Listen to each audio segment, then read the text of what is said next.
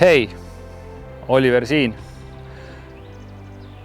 See pall tahab tihtipeale lennata oma rada.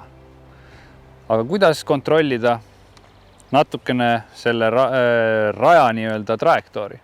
Ehk siis, kui ma soovin seda palli kurvitada vasakule või paremale, mis ma selleks võiksin teha?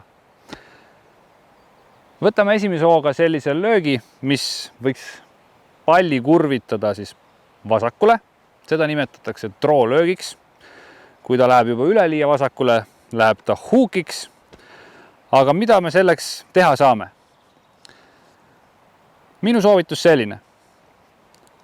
Kergelt algasendis seisame selliselt, kus su parem jalg on õrnalt tagapool, õlad on natukese rohkem suunatud paremale, ehk siis see annab sinul võimaluse lüüa seda keppi suunaga seespoolt väljapoole. Samuti, mille peale sa võid mõelda, on see, kuidas sinu golfikepi laba liigub.